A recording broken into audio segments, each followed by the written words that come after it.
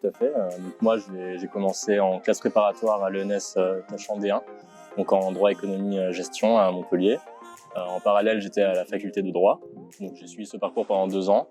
À l'issue de ce parcours, j'ai intégré le magistère juriste d'affaires franco-britannique de Rennes, que j'ai suivi pendant 3 ans, dans le cadre duquel j'ai étudié en Angleterre, où j'ai fait un LLM à Exeter, puis un Master 2 des JCE à Rennes. Et maintenant, je suis à l'EM Lyon Business School en programme grande école.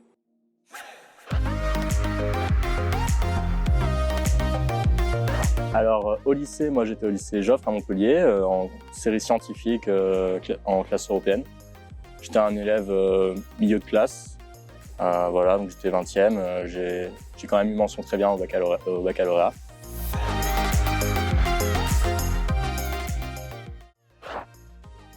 J'ai beaucoup hésité pour mon orientation entre les classes préparatoires ECS et les classes préparatoires D1.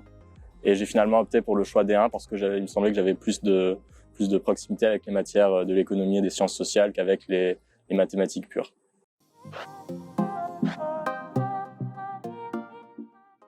Alors pour moi, cette prépa elle a beaucoup de plus-value parce qu'elle permet d'être à la fois à l'université en classe préparatoire.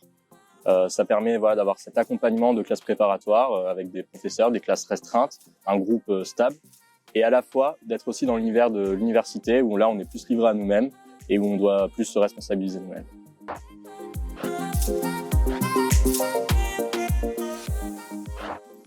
Alors moi j'ai beaucoup apprécié cette formation parce qu'elle m'a permis d'avoir une formation intensive en droit français des affaires. La première année c'est la L3 et le Master 1 en cumulé. Et l'année d'après d'avoir un enseignement d'un tout autre type puisqu'on part étudier un LLM en Angleterre.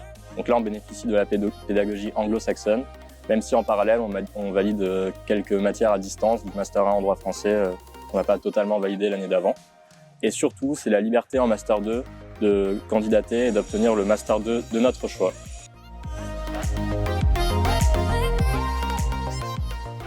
L'expérience à l'étranger, c'était une très belle expérience.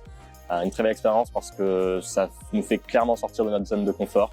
On se retrouve dans un endroit avec des personnes avec des habitudes différentes, avec un langage différent, dans un lieu différent. Donc là, tout est différent.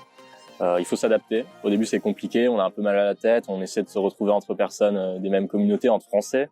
Mais après, on fait l'effort, tout se passe bien.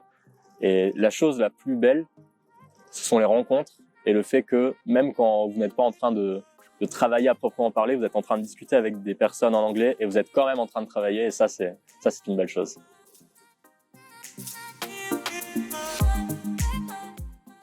L'école de commerce, ça fait un moment que j'y pense puisque quand j'étais au lycée, ça faisait partie de mes débouchés envisagés. Finalement, à la fin de ma classe préparatoire, j'avais plutôt opté pour un magistère en raison du coût de la formation et de la volonté d'avoir une formation technique en raison de la réputation qu'ont les écoles de commerce sur certaines compétences techniques. Mais il me semblait que ce choix s'imposait, que ce soit en master spécialisé ou en programme grande école, pour compléter ma formation de juriste, d'une part, mais également plus loin, c'était en raison des mutations du monde économique d'aujourd'hui, afin d'avoir une meilleure appréhension du monde économique, du business, et de pouvoir m'adapter plus facilement à ces évolutions.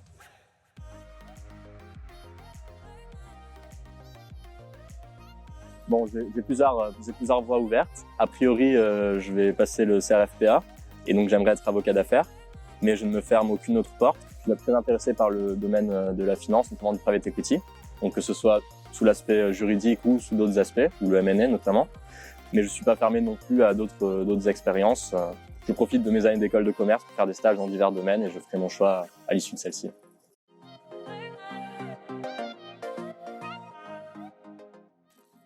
Oui, en effet, j'ai fait des stages avant le M1, notamment parce que au magistère, lors de la première année, le stage est obligatoire. C'est compliqué d'obtenir ce type de stage parce que la plupart des structures ne prennent pas de stagiaires en candidature spontanée de niveau L3. Donc, pour obtenir ce type de stage, il faut quasi impérativement passer par des réseaux plus privés. Et donc, moi, mon conseil, c'est de vraiment questionner votre entourage, que ce soit votre entourage académique ou votre entourage personnel, pour essayer de voir s'il n'y a pas des personnes qui seraient dans ces milieux-là et d'obtenir des pistes de cette façon-là. Moi, j'ai pu obtenir des stages, alors que dans ma famille, il n'y a aucun juriste dans ma famille, et j'ai quand même pu obtenir 3 stages avant mon master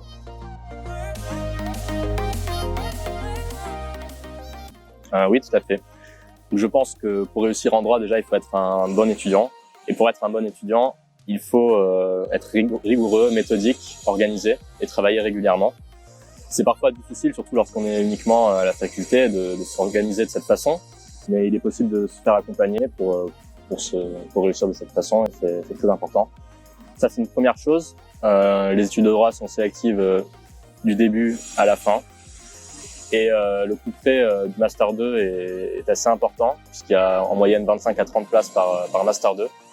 Et là, pour faire la différence, les notes ne suffisent plus. Donc mon conseil, c'est également de faire des stages, lorsque vous en avez l'opportunité, et d'avoir des expériences en association, et de faire ce qui vous plaît. Parce que une personne qui a des passions, c'est une personne qui dégage du positif, et c'est ça que vous voulez.